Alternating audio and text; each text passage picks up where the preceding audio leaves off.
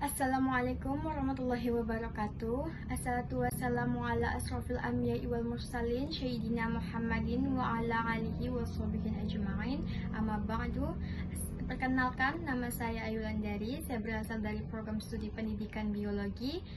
Nah, hari ini teman-teman, saya ingin membahas tentang sumber ajaran Islam, yaitu primer, Al-Quran dan Sunnah, sekunder, ijtihad, qiyas, dan lain-lainnya. Dalam Islam, ajaran kita tidak datang begitu saja, tetapi ada sumber-sumber yang menjadi fondasi utamanya. Dalam hal ini, kita akan membahas sumber primer dan sekunder, serta bagaimana keduanya saling berkaitan satu sama lain dalam kehidupan sehari-hari. Nah, topik ini penting karena dapat membantu kita memahami bagaimana hukum Islam berkembang dari zaman Nabi Muhammad SAW hingga sekarang. Pertama, mari kita bahas sumber primer ajaran Islam, yaitu Al-Quran dan Sunnah.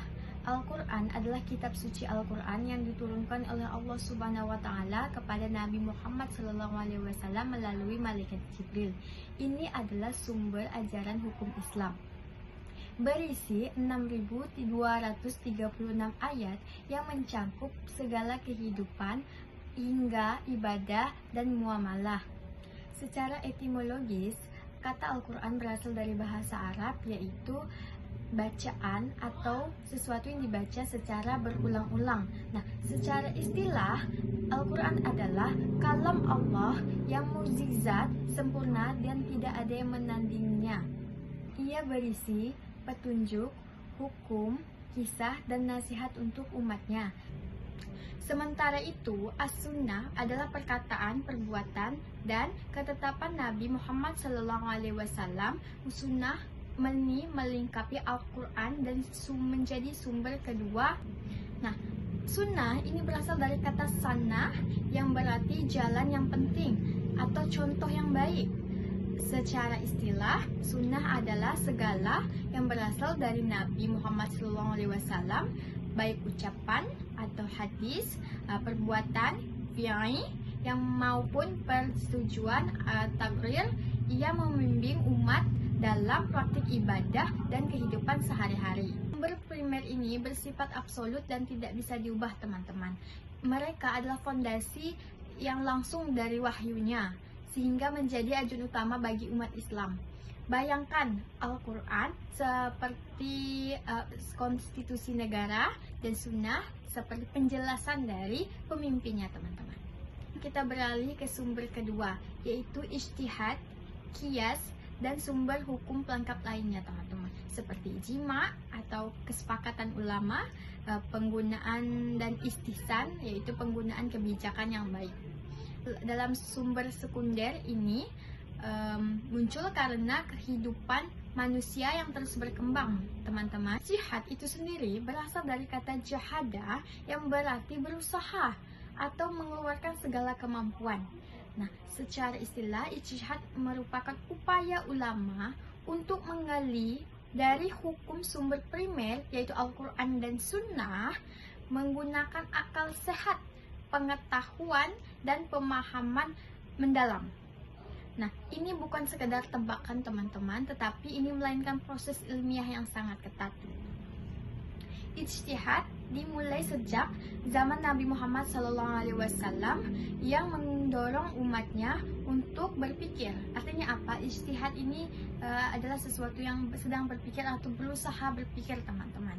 Namun praktiknya berkembang pesat di zaman sahabat seperti Umar bin Khattab yang melakukan ijtihad dalam masalah negara. Nah, misalnya tentang pembagian harta fai pada abad kedua Hijriah, ulama seperti Imam Abu Hanifah, Imam Malik, dan lainnya membangun mazhab fikih melalui ijtihad. Hadis dari Bukhari mengatakan, apabila hakim berijtihad dan benar, maka ia mendapatkan 2 pahala. Nah, jika salah satu pahala. Ini mendorong ulama untuk berusaha menghadapi risiko. Nah, begitu, teman-teman. Adapun qiyas adalah analogi hukumnya, teman-teman. Nah, sedangkan ijtihad itu adalah seperti pembagian harta atau sesuatu masalah negara, maka qiyas adalah analogi hukumnya. Maka seperti itu teman-teman, di mana masalah baru ini disamakan dengan yang sudah ada di sumber primer. Artinya ada masalah di sumber primer ini dianalogikan secara hukum melalui qiyas teman-teman. Misalnya, jika Al-Quran yang melarang khamar atau minuman keras, maka qiyas juga bisa melarang narkoba teman-teman, karena efeknya mirip antara khamar dan narkoba. Nah, sumber lain sepertinya ijma adalah konsensus ulamanya teman-teman, seperti keputusan tentang bersolat Jumat teman-teman. Perbedaan jelas ya teman-teman, sumber primer itu langsung dari wahyu, sedangkan sekunder adalah hasil interpretasi manusia, namun mereka saling berkaitan. Antara sekunder tidak boleh bertentangan dengan primer, dan sekunder juga tidak ada apa-apanya dibanding primer, atau sekunder itu tidak mempunyai dasar teman. Tanpa sekunder, Islam tidak bisa menjawab tantangan modern seperti teknologi maupun globalisasi teman-teman. Nah, sumber primer ini bersifat tetap suci dan tidak bisa diubah, sedangkan sekunder ini fleksibel dan berkembang. Hubungannya, sumber sekunder mengembangkan primer. Nah, untuk konteks baru teman-teman, tapi selalu merujuk padanya. Ini seperti Al-Quran sebagai matahari dan sekunder sebagai cahayanya yang menyebar teman-teman. Nah, contoh penerapan dalam kehidupan sehari-harinya, bayangkan jika Anda ingin tahu hukum vaksinasi dari sumber primer. Al-Quran surah Al-Ma'idah ayat 32 mendorong menjaga jiwa, yang dianalogikan dengan vaksin untuk mencegah penyakit. Nah, sunnah Nabi mendorong kesehatan, seperti hadis tentang makan dengan tangan kanan, melalui ijtihad, upaya seperti vaksin halal jika bahan-bahannya tidak haram. Nah, berdasarkan qiyas dengan obat-obatan teman-teman. Nah, contoh lainnya apa lagi teman-teman? Dalam bisnis online, Al-Quran melarang riba, seperti Quran surah Al-Baqarah ayat 275, dan sunnah menekankan jujur. Dengan ijtihad, ulama mengatur e-commerce-nya teman-teman agar adil. Nah, seperti menghindar penipuan digital. Nah, ini menunjukkan Islam relevan di era digital sebagai sumber, primer sebagai panduan teman-teman, sekunder sebagai aplikasi praktisnya teman-teman.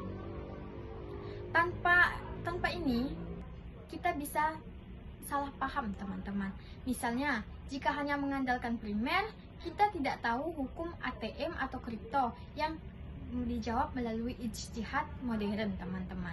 Nah, jadi teman-teman, kesimpulannya apa? Sumber ajaran Islam dimulai dari primer atau Al-Quran dan Sunnah yang absolut, yaitu tidak bisa diubah teman-teman, dan lalu dikembangkan oleh sumber sekunder, yaitu ada 3 dan lain-lainnya, yaitu ijtihad, qiyas, dan ijma dan lain-lainnya teman, untuk kehidupan nyata. Mereka saling melengkapi. Sekunder tanpa primer tidak berdasar, dan primer tanpa sekunder tidak bisa selalu dipahami teman-teman. Nah, untuk memastikan ini supaya Islam tetap relevan, nah seperti itulah teman-teman hubungan antara Al-Quran dan Sunnah. Terus ada hukum sekunder, ijtihad, dan qiyas dan lain-lainnya teman-teman. Mereka saling berkaitan antara hidup manusia dalam kehidupan sehari-harinya teman-teman. Teman-teman, itulah sumber ajaran Islam yang primer, Al-Quran dan Sunnah. Terus ada sekunder, ijtihad, qiyas, dan ijma. Nah, mereka saling berkaitan antara satu sama lain. Semoga teman-teman bisa memahami. Jika ada yang tidak paham, mohon dimaafkan. Jika ada kesalahan kata ataupun kurang berkenan di hati teman-teman, mohon dimaafkan, karena saya hanyalah sebagai manusia yang tidak luput dari kesalahan, dan kesempurnaan hanya milik Allah Subhanahu wa Ta'ala. Saya tutup. Assalamualaikum warahmatullahi wabarakatuh.